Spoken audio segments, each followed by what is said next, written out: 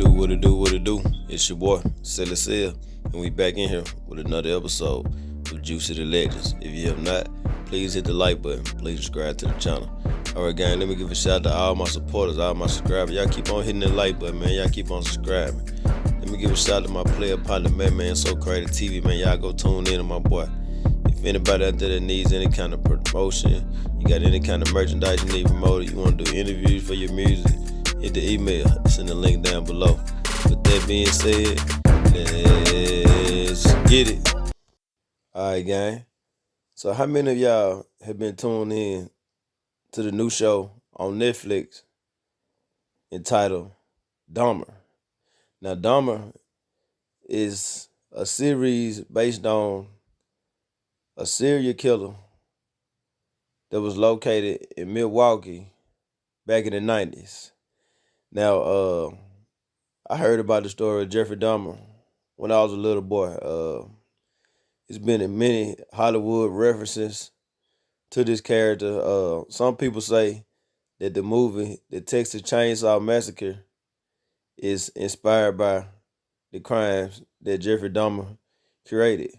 Well, anyway, Jeffrey Dahmer, he became infamous for a series of murders he committed throughout the 70s all the way into the early 90s. Actually, it was 1991 where he was caught.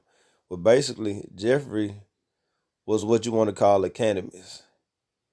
Jeffrey Dahmer was known to entice young gay black males, also Asian males, to his room where he would offer to pay them money to take explicit photos. And when he got these guys back to his room, he ended up attacking these guys, killing them, disfiguring their bodies, keeping their body parts in freezers, garbage bags, just being the creep, man. You know what I'm saying? And like I said, I've been knowing about the story of Jeffrey Dahmer ever since I was a kid. And Netflix came out with this special about his life and about his victims, and it is the #1 show on Netflix right now. It's trending all over the internet and everything.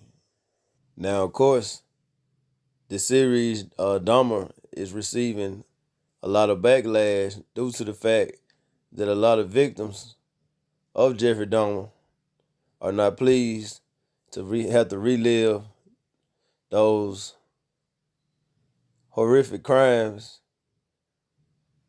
over. But from my understanding, all of this is public information. Jeffrey Dahmer's a public figure. So it really is nothing that they can do about this, which is unfortunate.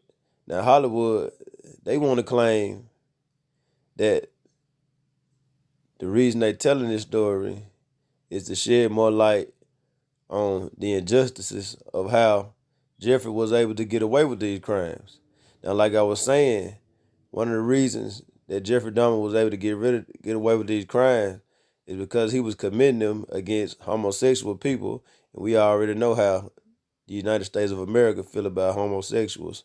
And also, it was the fact that it was young black men and Asians. And you know what I mean? It's just crazy when you go back and look at it, because Jeffrey could have been captured on many occasions, but due to the fact that he was a white male, looked like a nerd-looking guy, and he also was living in the black community. He was living in like an apartment complex that we all in the black community like to call the projects.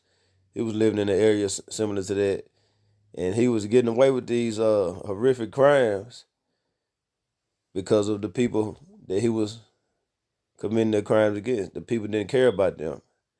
And like I said, man, Hollywood, they're not slick. They don't care about the homosexuals. They don't care about Asians. They don't care about black people. All they care about is money. And we had to be realistic. America's in love with violence. Movies like Jeffrey Dahmer will always do good. I knew it was going to do good because people have been waiting on this story to be told, even though it has been many documentaries, uh, movies about Jeffrey Dahmer. But Hollywood, they have a fixation with blood and crime. Now, I'm not gonna lie, I end up checking out the series over the weekend, and I must say it's pretty interesting.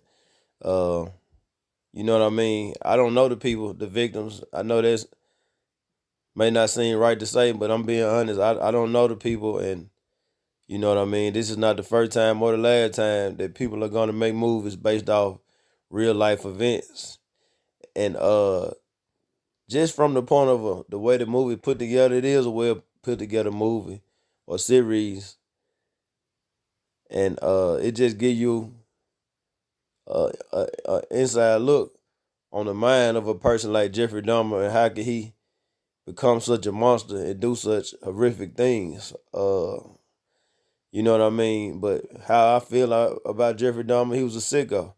He was a weirdo.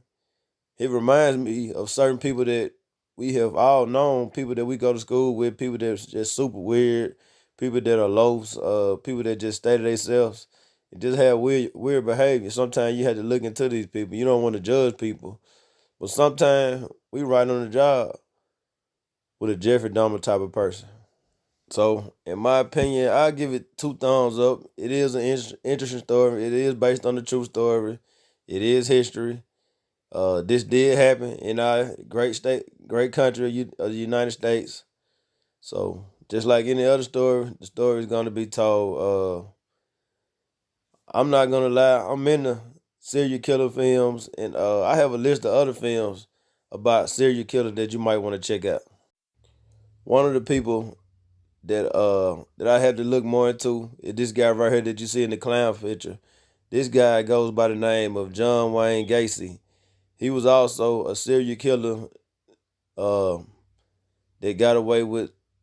Well, he didn't get away. He's doing time in prison for it right now. But he's another guy that made a lot of noise for being infamous for being a serial killer.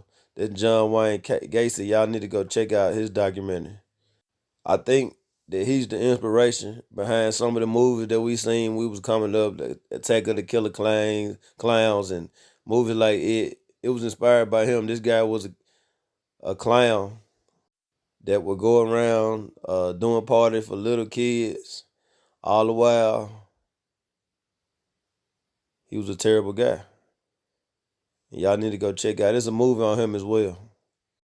Another movie you can check out is The Son of Sam. Now, The Son of Sam is based on a guy that was a serial killer that was committing crimes in New York City in the late 1970s. Actually, Spike Lee directed the film The Son of Sam. It's a very good movie, and it kind of depicts all the drama that was going on in the city of New York at the time that The Son of Sam was on the loose, killing all these different people.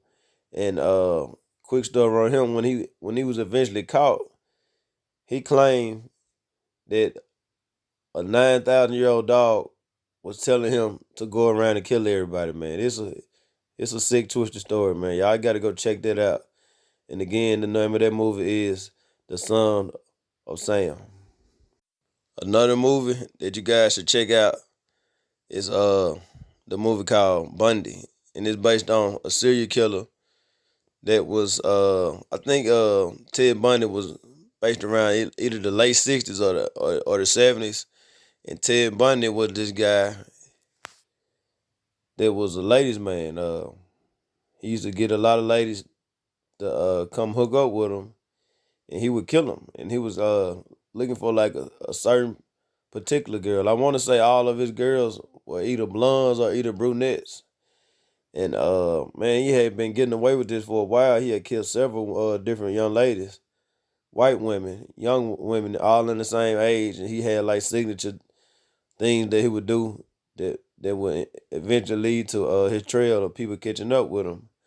But one of the reasons why he kept getting away with it because he was considered a ladies' man. It was a lot of ladies that liked this guy and was attracted to this guy.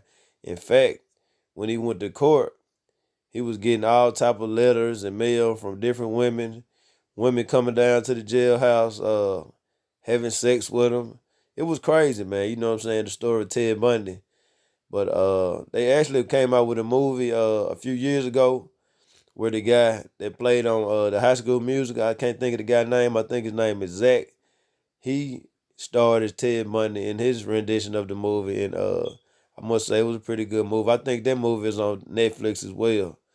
Uh, so y'all go and check out that movie if y'all into any kind of horror movies. If y'all into anything about serial killers and you want to know about truth things that actually happened, y'all should definitely go check out that Ted Bundy movie. Speaking of movies based on actual events, shout out to Perry, Mississippi. And when y'all gonna make that Luke Wilder movie? Since y'all want to go around here making all these civil rights movies, trying to rewrite history, trying to change the narrative, to try to make a better look of the type of people that you really are. When are y'all gonna come out with that Luke Wilder movie? So y'all can tell the truth about y'all dirty little secret of how y'all started this spree going on with the high school students coming to the school, shooting and killing everybody. But y'all don't want to talk about that, huh? I probably shouldn't have went there, man. You know what I'm saying? I know y'all hate to hear that name in the city of Pearl. Y'all try to erase that from y'all history. What happened out there? But we all know. Y'all gonna make me get in contact with Luke Wilder and tell his story. I know Hollywood been beating y'all throat down trying to do a movie about Luke Wilder. But Perry, Mississippi don't want that to come out right there. Nah, I don't think they want that dirty little secret to be out to the world. But everybody know about it. That's just a question. Hey, y'all let me know how y'all feel in the comment, man. Y'all tuned in to the new Jeffrey Dahmer series. Do y'all think it's wrong for them to put that out there knowing that people still have family? And shout out to that boy.